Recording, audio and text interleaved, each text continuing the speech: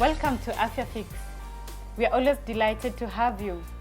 I'm sure you have experienced the effects of the pandemic, and all of us are looking for answers. Today, we want to study pandemics and diet. And to help me unpack this story, I have Dr. Eddie Ramirez. Dr. Eddie Ramirez is an international speaker, a researcher, and a lifestyle medicine doctor. He is also an author. Today, we want to just understand what are some of the things that we can do or not do about this pandemic. And I have a live audience with me who will represent you at home as we try to unpack this story. So we'd like to start by asking a question that perhaps you have seen it or heard it. Where did all this come from? Why are we struggling with this pandemic? Mm-hmm. So we are facing as a planet something that is called emerging diseases. Mm-hmm. And these emerging diseases are diseases that are new. We didn't have many of these modern diseases 30, 40 years ago. For example, if you remember, when Ronald Reagan was president, mm-hmm. I'm sure many of us remember that. Back then, 1981, there is a report, you can see that in the screen, the CDC MMWR report. That report is something that in America, the Public Health Department puts out on a regular basis about new diseases and things. And they reported back in 1981 that there was a small group of homosexual males in Los Angeles that were suffering of a strange type of pneumonia. We as doctors, we see pneumonia relatively often, but this pneumonia was not the usual pneumonia we see. And that was the first record of what became the epidemic of AIDS. Something, that was reported as a small group of people. Now today, AIDS have killed 32 million people. Huge numbers. And actually, we haven't reached the top. Mm-hmm. Every time we're seeing new and new cases of this, especially as you're very aware, Africa, Sub-Saharan Africa is getting hit really badly.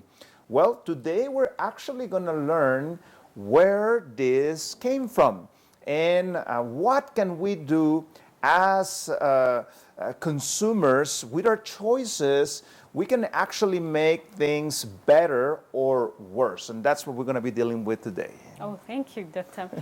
Of course, HIV and AIDS was a struggle, and it all took us by surprise. But now COVID has taken us higher. It's a very scary disease.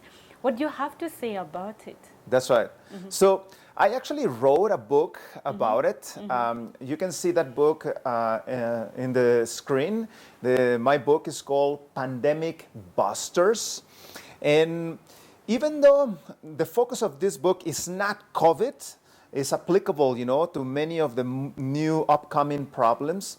You can go to the website pandemicbusters.org. And we'll give some information about that book, because the name of the game is going to be, there's no question new diseases are coming, but how are you preparing for those diseases? Mm-hmm. And we probably are familiar with the situation, how people that had the diabetes, people that were overweight, people with high blood pressure, people with low vitamin D, and different aspects are the risk factors that made the person regarding COVID to not only take the disease, but have it severe. That's the one that we're worrying about. 20% of the people that get the disease are at risk of severe disease. Mm-hmm. And severe disease are those people that are going to feel so bad they have to go to the emergency department. Those are the ones that are going to end up being hospitalized. And that's the subgroup of those that are actually at risk of dying of the COVID. Therefore, what we need to do, we need to make sure that our behaviors are in such a way that it decreases our risk for severe disease. And that's what this book is about. This book is about practical things, evidence-based, scientific things that we can do to improve our immunity. Just a simple example, in one of the chapters we deal with the topic of hydrotherapy, and I actually published a paper on that also. You can see it. It's called the Hydrotherapy to Prevention and Treatment of Mild and Moderate Cases of COVID-19. And one of the leaders worldwide about this are the Finnish people. Finnish people use sauna baths as a part of their culture. As here, the culture is to eat ugali, for example. You know, everybody eats ugali. There, everybody takes sauna baths. I go there often. I have many projects with Finnish people. And for them, sauna bath is like one of the greatest things, and every home has a sauna bath there. So what they do, they take sauna baths many times in a week. And the interesting statistics, and I mentioned that in my article that I published, 3/4 of the people in Finland that died of COVID-19 were foreigners. See, they didn't have that culture of the sauna that the Finnish people had, you know, that had a stimulating effect on the immunity. And I also wrote a guide. This is a guide that anybody can download. You can see it in the screen. It's called Optimize Your Immune System. And that guide, I am sharing, you know, a few things. This is more on the diet side of things only. You know, the book is more wide, it's more extensive. You can also find that book in Amazon, Pandemic Busters, Eddie Ramirez, and you can get that. And you can see, lastly there, my contact information.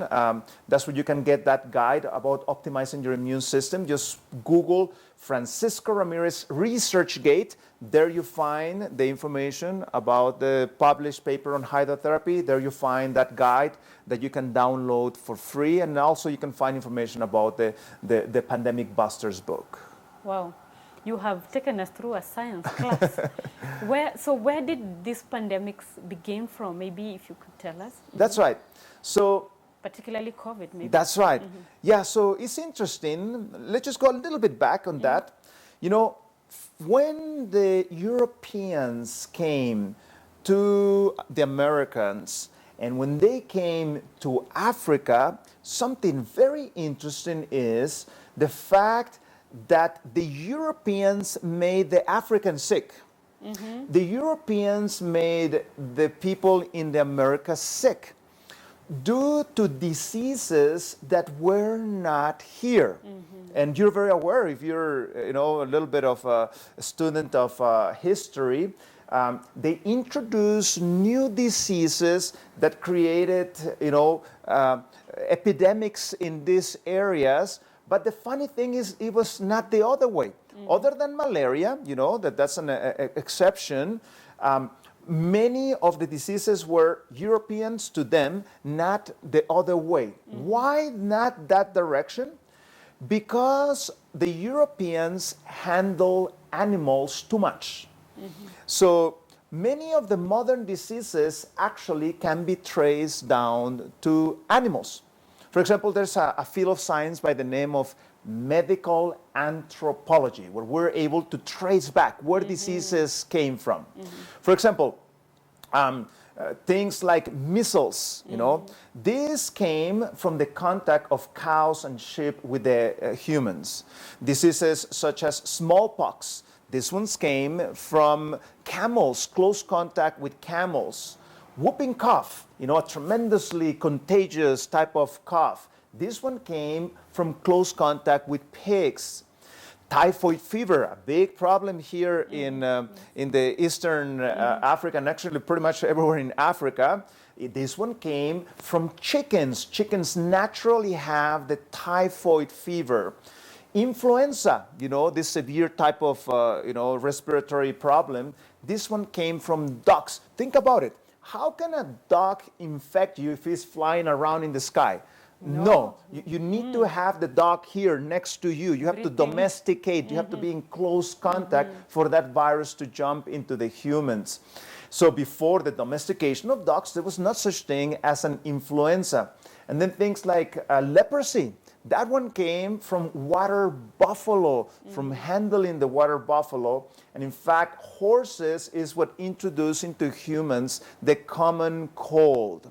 So as you can see, diseases, when we have these animals, it's very easy for those diseases to jump, and that's the problem in Europe. In Europe, if you study a little bit history, you will see that throughout history, they had all these epidemics in Europe, where millions of Europeans would die and get wiped out, and those diseases, the majority of them came from the contact of animals. Now, something interesting happened. With the advent of vaccinations and the advent of antibiotics, the number of diseases, infectious diseases, started to decrease dramatically. And we thought we had everything under control.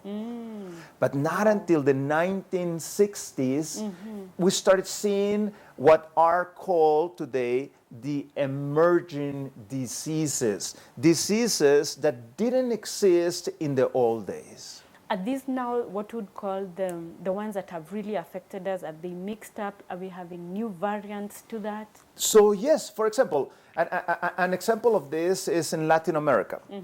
Argentinians, Argentina is a big country with lots of land and forest.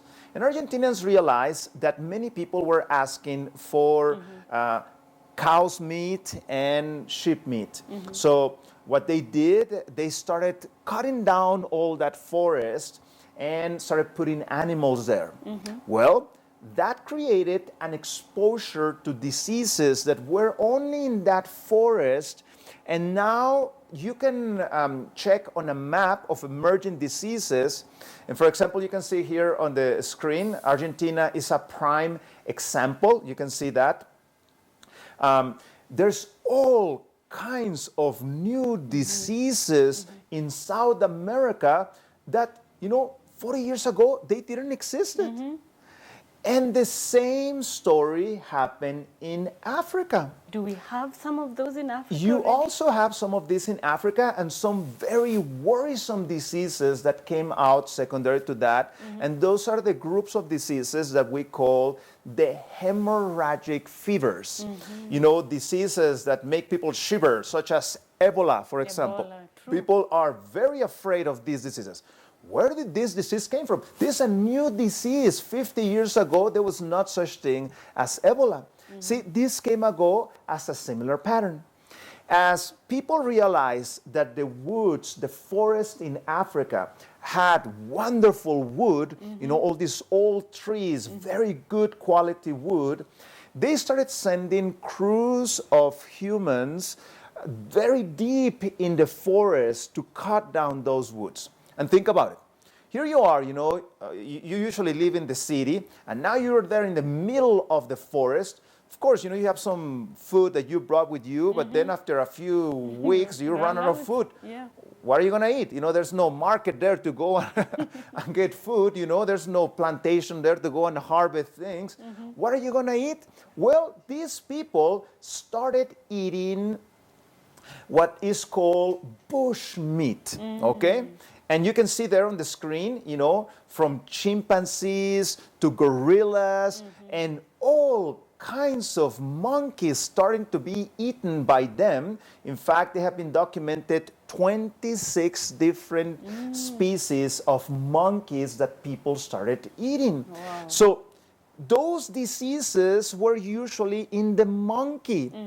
And by eating that meat and coming in close contact with those monkeys, those diseases jump from them into us. And Ebola, that's the origin of Ebola. Not only the origin of Ebola, you can see in the screen, same story with AIDS. AIDS came originally to humans when humans tried to catch those monkeys and the monkey, was trying to defend himself and beat the person, and there was some exchange of blood between the monkey and the human. That's the way that AIDS enter into humans. Now, the immoral behavior and drug use and so forth, that's what has spread this thing all over the world.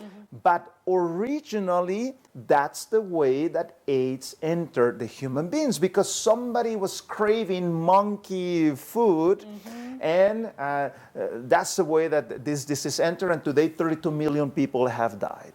Very sad indeed.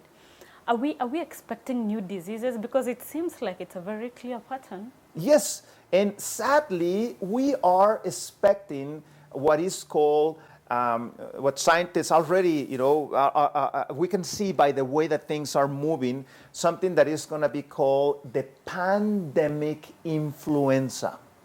So the pandemic influenza, think about a disease as infectious as COVID. COVID, fortunately, has a mortality rate very, very, very low, But pandemic influenza can have a mortality rate of 20-40%. Imagine that. That's very high. That is going to be something very, very nasty. Where is this disease going to come from? It's going to come from our choices that we're making. See, what we are doing, we are asking for too much animal protein. And the way that the businessmen are responding to this, they're changing the way that nature would work. For example, in the screen, you can see this picture with all these chickens in one place, okay? See, this is not healthy. This is actually not something that we should be doing to the chickens. Think about it. You have, up to 1 million in some farms, chickens together inside of a building, bad ventilation, no sunlight to eliminate, the pathogens. These animals are being injected with all kinds of artificial things. We're giving them food that is not even their food, has all these chemicals and things. And to make it worse, these animals are under stress constantly, which causes their immunity to decrease. Therefore, this is the perfect incubator for all kinds of diseases. So this is where influenza is going to come from. We as country need to change the policies. We need to ban the way of treating animals like this, because this causes all kinds of new diseases. And I can assure you that influenza is coming. There's absolutely no question about it. But we as consumers have a choice. See, when I ask for chicken, the businessman is going to provide it to me. Therefore, I need to be wise. When I ask for eggs, the commercial people, the business people are going to do these things in order to provide me my eggs. So we as consumers need to make more wise decisions. Wow. That's very interesting to learn that it's a very clear pattern. And that's the beauty of science, that we cannot go against certain patterns that are already set. And if we don't break the pattern, we pay. And we pay so dearly. We will come back, so don't go away. We will be right back to just unpack this further. I'm sure you have questions, so please send in your questions on the number displayed on your screen, and we'll be happy to answer them. Don't go away.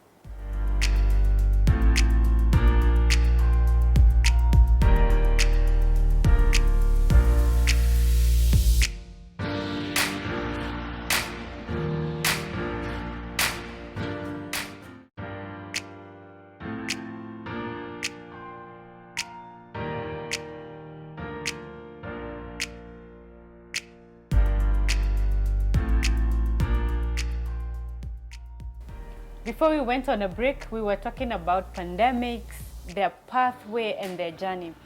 Now, a question perhaps I should ask Daktari, what about antibiotics? We use them freely here. Resistance, don't talk about that. Yeah, I think that's a very important topic. We as doctors, are very worried about this. Imagine, there's certain diseases that we could literally cure. The person is in danger of dying. We give a prescription, we're able to destroy those bacteria, and then the person gets well. But today we're facing by something that is called antibiotic resistance. We prescribe that medication, that antibiotic that is supposed to destroy that bacteria, and it doesn't work. Yes. And that's very worrisome. There's people dying because of antibiotic resistance. And see, contrary to popular belief, antibiotic resistance, the bigger problem when we see the bigger picture is animals. 80% of the antibiotics worldwide go to animals, not to humans. And when I give antibiotics to animals, what I do, I make them grow faster. So imagine, the big smile on the businessman. I'm going to give that antibiotic, the animal will grow faster and it will get to the market sooner. Yes. And therefore, I need to feed them less and so forth. It's good for economic reasons. But the problem is that by feeding those animals all those antibiotics, especially as we're talking about, those very crowded chickens, Yes. they're going to get sick. You need to give something, because if not, they would all die of an epidemic. So you give antibiotics. And what this is causing a tremendous antibiotic resistance. There's a fascinating study that came out. It took $1 million to do this study, and it came out in the scientific literature. And basically, it consisted of the following: people that were in the hospital, they took some sample of their feces in order to see what type of bacteria were inhabiting in their digestive tract. And you can see the results of that study on the screen. You can see on the left side of the screen, people that were eating animals, chicken, beef, and so forth. Every single one of them had some certain degree of antibiotic resistance. Compared to the right screen on that graphic, you can see people that were following a vegetarian diet, a full vegetarian diet, not a single one of them had antibiotic resistance. Wow. Therefore, by eating the chicken that has been exposed to those antibiotics, as I eat them, the remnants of those bacteria and medication come in my system and change the bacteria that inhabit my digestive tract. And therefore, I get myself in trouble. Even going a step further, in a study that came out about the quality of the breast milk of females, it was found out that 99% of the females that ate animal products, there were various toxins coming out of their milk, because in another program we talked about that, how as you go above in the food chain, you have more exposure to toxins. Well, those toxins are able to accumulate much easier, and therefore that happens. While the females that were vegetarian, the level of toxicity was minor. Low. So for the health of your children, this will be a very wise choice. I have heard it. Let me hear from my audience right here. Any questions for us today, Doctor? Some questions for the doctor? Right, thank you. My name is Newton Ochieng, and I have a question. It goes in line with the COVID-19, the current pandemic, and it's in line with the variants that we're facing. The unpredictability nature of the variants that we have makes them dangerous. So is it always common or normal that the following variants are more dangerous than the ones that we've had before? That's a very good question. And the good news is that it is the opposite. Those variants actually are decreasing in their ability to make you sick. Delta variant, 99.9% with the Delta variant got well. The Indian one, you mean? That's right. So it is more of media scaring people than the actual impact that is having on the people. I suggest you follow my Twitter, Eddie RD MD. I actually follow that topic because it's a big interest of mine. If you want to, see how this thing keeps developing and so forth, and see some of the statistics, I have put them there on my Twitter account. Mm-hmm. Thank you for that. Let's have another question. Thank you so much. My name is Mary. I'm still on the topic of the COVID-19. Now on the issue of the vaccine. We see when the vaccine was introduced, we are so afraid, as many of the Kenyans. We don't want to get the vaccine. What are the effects of the vaccine? Is it really, can you survive without it? Do you have to really get it? Yeah. Good question. That's a good question, and it's a complex question. Yes. It's not as easy as a yes or no. Let me just summarize it very briefly. No, the vaccine was not made to harm humans, contrary to popular belief. Some people in the internet are saying that, they did this to decrease the population and blah. No, it does do good. The issue is that we need to be wise applying it. So if you are in a high risk, it's a very good idea to get this vaccine.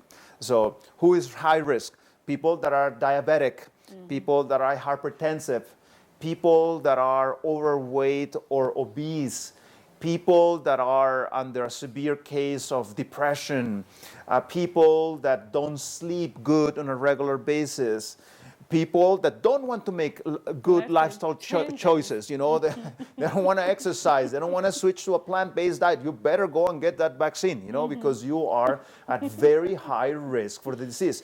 The vaccine does not guarantee you're not going to get sick, but the vaccine guarantees, in a big sense, that you are not going to have the severe COVID. That's what basically it does. Or elderly people, if you are above 60, that will be, very recommendable for you to consider.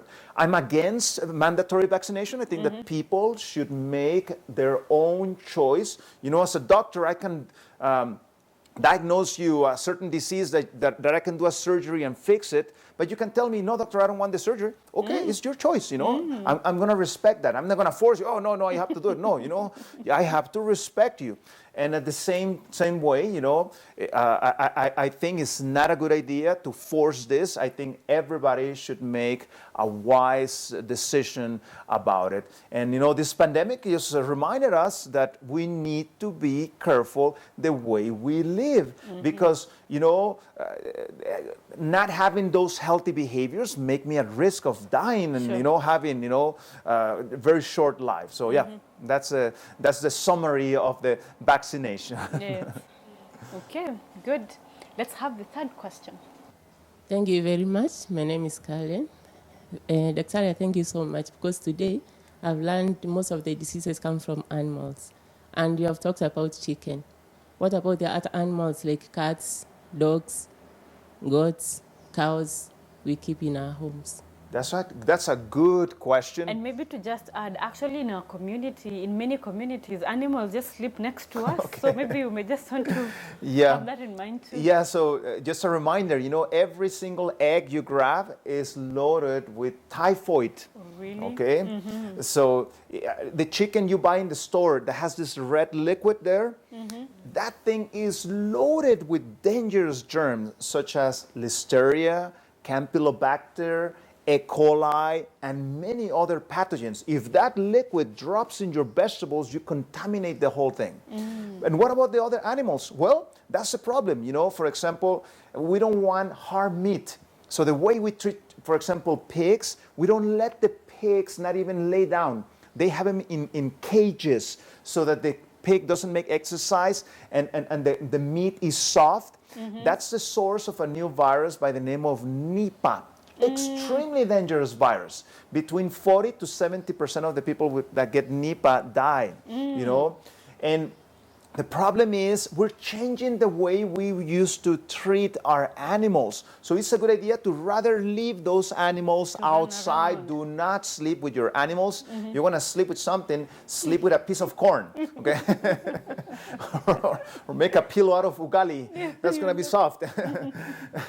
Anyhow, be careful with that. Now, what about dogs and cats? No problem with dogs and cats. The problem is exotic pets. Having, for example, a monkey pet and these type of things, I would not do that. There's a new disease called monkey pox, and there are people that are being infected of that. The monkeys infected people. So stick to your dog and cat, and and the rest of them outside of your home.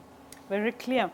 Does the Bible say anything, Doctor, about pandemics, for example, from a spiritual perspective? Would you like to tell us maybe one or two words? Yes, we can find on Matthew 24:7. This is Jesus' words. He says, "For nation shall rise against nation, and kingdom against kingdom." That's what we're seeing, the wars and things. "And there shall be famines." That's exactly what's happening even here in Kenya. "And pestilences." Notice how it specify pestilences. And for the record, it also says there that there's going to be earthquakes. And you may say, oh, but there have always been earthquakes. Not necessarily. Did you know that from 1900 to 1910, there was only 3 earthquakes on the intensity of 6.0? But from 1990 to the year 2000, there has been 943 earthquakes. So the intensity is increasing. We're seeing the signs that something very important will be happening. That's why I invite you to, tune in to this channel where we talk about that with more detail. Thank you. Thank you very much, Doctor. This is a very exciting story. In fact, you can't stop talking about COVID-19 pandemics because we are right into a pandemic. And that's why we invite you at home to always tune in, find out more, learn, check on our YouTube channel. And you also need to keep fit. Doctor said that. So if you want to keep fit on our regular, in this channel, in Hope Channel Kenya, every Sunday to Wednesday, you will find a Keep Fit program in the morning, and you will be part of it, and you will exercise. But of course, we also want you to do a lot more. Ask us any questions. Reach out to us on the number displayed on your screen, and follow us on our Twitter handle and our YouTube channel if you want to see what we have done in the past. We are not done yet. We are going to learn something more. We are going right into our natural remedy section, and we'll teach you what is it that you can do now that you have found yourself in the middle of this. So don't go away.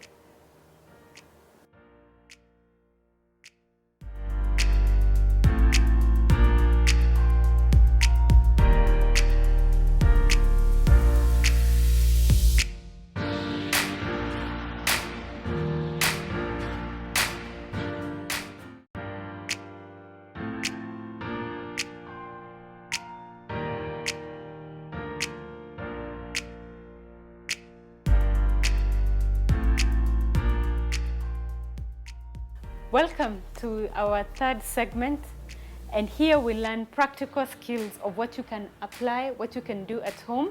And as usual, I always have a guest to help me do something special. Today we are going to do something special with my guest, Esther Jores. Esther comes from Weimar University in California. She is a nurse and an educator. She loves to teach the community on things that they can do, easy things at home. Today, I'm sure you have something for us as usual. So what is it that you're going to do today? So this is a very powerful hydrotherapy treatment.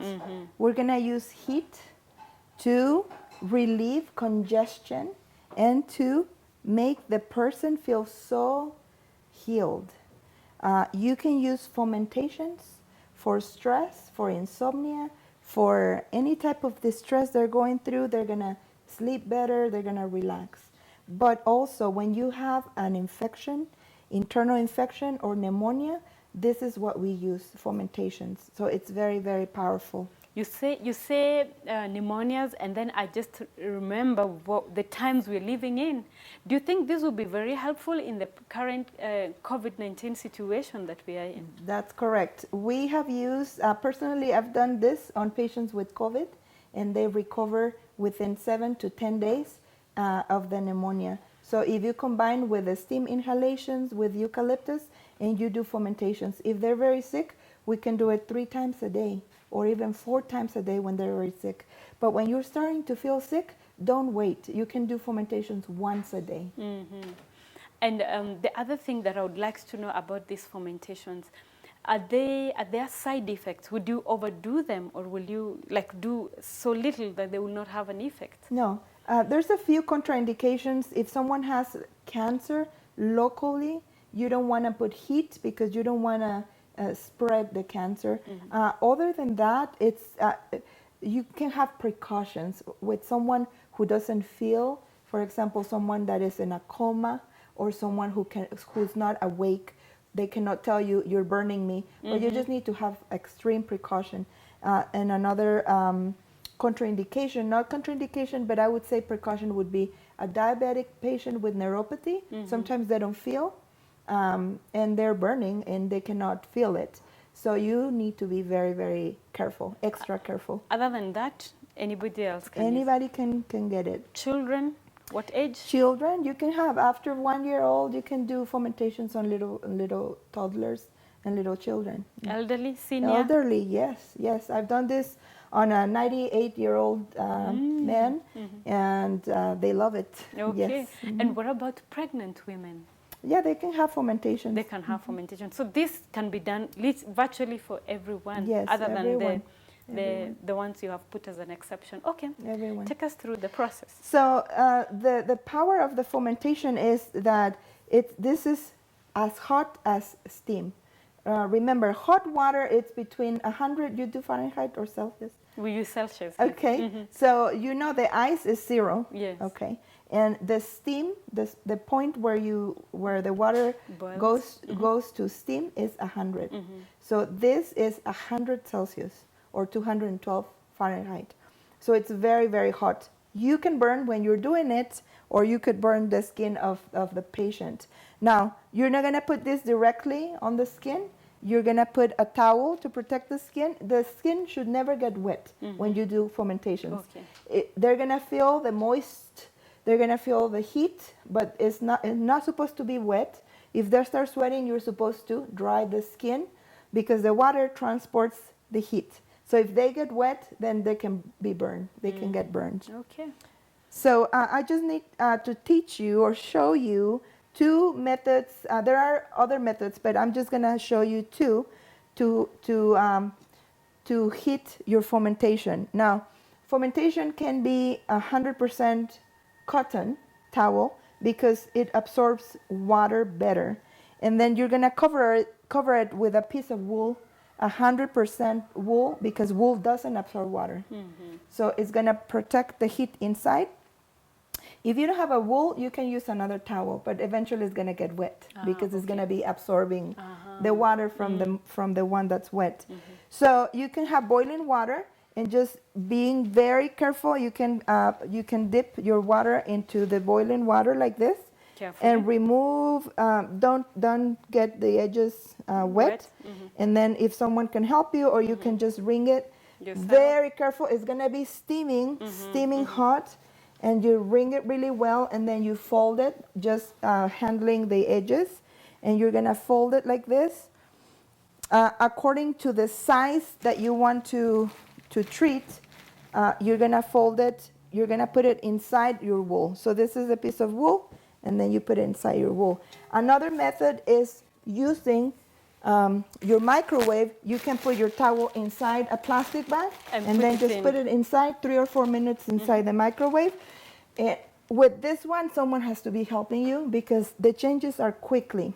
Okay? From the microwave to the bed. Yeah. To where So, you're doing it. let me call our friend Ethan, and then we can demonstrate how we're gonna do it. Now, let me show you that if you are doing the fermentation with the purpose of relaxing, or someone with insomnia or stress, you can do it along the spine, okay? If you're doing for the lungs, then you can do it along the lungs. Or you can do the whole back. If someone who's very tired, this is a nice one, just the whole back, okay? So now, under here, I have an electric pad, something like this. If you have something like this at home, it's a good investment, especially when you are trying to give fermentations. We're gonna have double heat. Okay, and this is how we do it with COVID. So they're getting hit in the front and on In the the back. back. So go ahead, Ethan, and lay down. Thank you for helping us. You're gonna be facing down. Thank you. Okay. So we're gonna cover him, protect him from chilling. Okay. And then we're gonna put a towel. I'm gonna put a towel to protect the skin. This towel is dry. Okay. I'm gonna ask someone who can help me change the fomentations, and this is why we need help, because the changes. This is called revulsive treatment.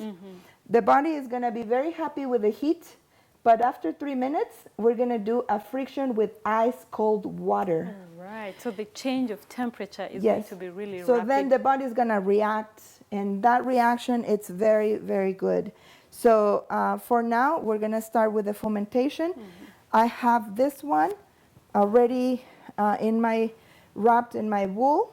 Okay, so this one is wet, and it's inside the wool. And then I cover even with a blanket so the heat can stay inside.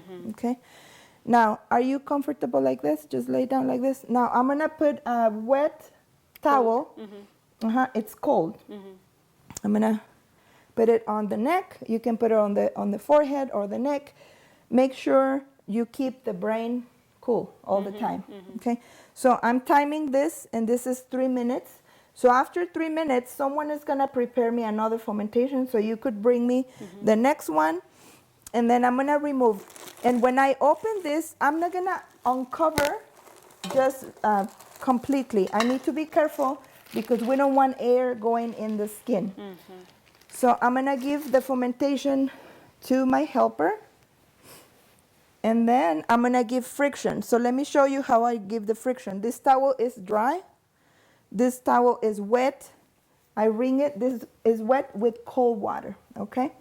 So I'm gonna tell him, okay, Ethan, here comes the cold. Are you ready? So then I'm gonna put the one that's wet, and I'm gonna give friction for 30 seconds. Vigorous friction. It has to be very, very hard, and it's cold. Maybe he's gonna jump, or he's gonna say, oh, it's too cold. But you have to say, okay, it's just 30 minutes, and then they're bringing me another one. I need to make sure I dry the skin really well. And then I'm gonna put the next hot fomentation, but it's wrapped on the wool. So then this one is not as hot anymore, so we keep changing, or either put it in the microwave, or or put it in the hot pan. And then we cover it, and the changes go fast. Another 3 minutes. So another 3 minutes. We set the timer. It's important that when we're doing it, we allow him to rest. So because it's too quick, sometimes they can feel that you're stressed, that you're rushing. Yes. So try to make your movements quickly, but kind of quiet, so he cannot be stressed. He will be resting. Turn off the lights. Tell him if you need to, let go of things, forgive someone. This is the time to talk about Yes. that. So this is the time. Enjoy this treatment and just allow your body to heal. So after 3 minutes, we're gonna uncover again. Okay. I'll give the fomentation to my helper. And then I have my wet, cold, ice cold water. Okay. I uncover him carefully. I put the towel on top, and then I friction. This is cold, okay? What this is doing is this is mobilizing blood back and forth from the capillaries, okay? I dry really well after 30 seconds of friction, okay? And then they're bringing me the next one. And it goes very quick. And it's okay if it's 4 or 5 minutes. It doesn't have to be 3 minutes. And then you do the last change. So it's 3 cycles. So 3 cycles. 3 cycles. And we are going to finish with cold. So the feet needs to be warm. So he has something warm in the feet, around the feet. And the head is cold. If you need to change this one, we change. We get it wet. and then we change it. Okay. Now, what's happening right now with the hot fermentation, we actually don't say hot fermentation because fermentation means it's hot. Yeah. So the fermentation is causing a local dilation of the blood vessels, of the capillaries, and the capillaries have to fill with blood. And the skin capillaries are bringing blood, and where is that blood coming from? From the internal organs. So if the lungs have inflammation, they're going to release some of the fluid, and it's going to come to the capillaries, going to make it circulate. And then when you put the cold friction, it's squeezing these blood vessels, and it's mobilizing blood all over. So we'll do the last one with the friction, and then we can say we finish one. So it was 3 cycles, last one, Ethan, and then we do friction vigorously. Okay, and then we dry. And after we finish, he must rest for at least 1 hour. 1 hour, because the body is gonna still healing, is still reacting to the treatment after the hour. It's important that he's gonna be dry. Nothing should be wet. And maybe put something warm on top, a warm sweater or something, so he can relax. Wow.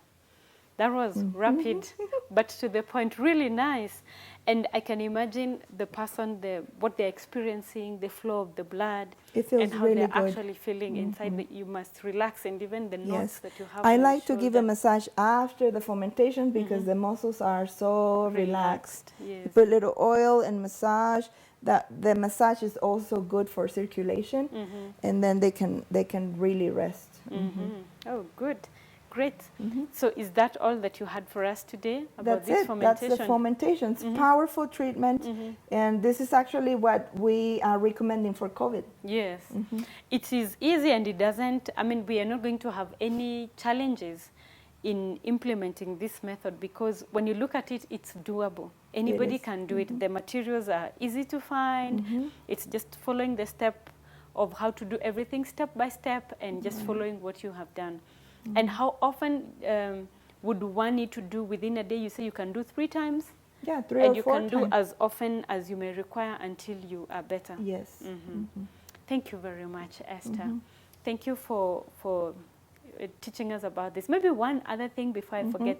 Would this person need water to drink water? Yes. Would they get Yes. thirsty? Every time we give hydrotherapy, we offer water because the fluids are moving. So we need to keep the patient hydrated. Remember, your body is 70%, 65, 70% Even water. 80 sometimes, yeah. Yes, 80. The brain, a lot of water. So we need water. Every time we're thirsty, that means we're already dehydrated. Yes. So we need to give water. And offer them to go to the bathroom before the treatment. Yes, that was my other thing that I was about to ask. So always you prepare, they go to the bathroom before, drink their water enough, and then now come in and go through the treatment. Thank you very much. And we need to try this at home. Yes. Thank you again for coming all the way to teach us this method of fermentation that is very good. And in this season of pandemic, we don't need to have any of us struggle, any of us allow the disease to degenerate to levels that it cannot be controlled. So we can stop it as soon as we feel fatigued. That's right. Or we feel tired, and ask someone to help us. So if you need this method, make sure you watch our programs, go to our YouTube channel, check what we have there, listen in, take your notes, and write to us. The numbers displayed on your screen would help you to reach us with your questions, and we'll be very ready to answer them. This is Hope Channel, the place where you learn all that which you need. And thank you very much, Esther, for finding time to always be with us. And until next time, it's goodbye from us.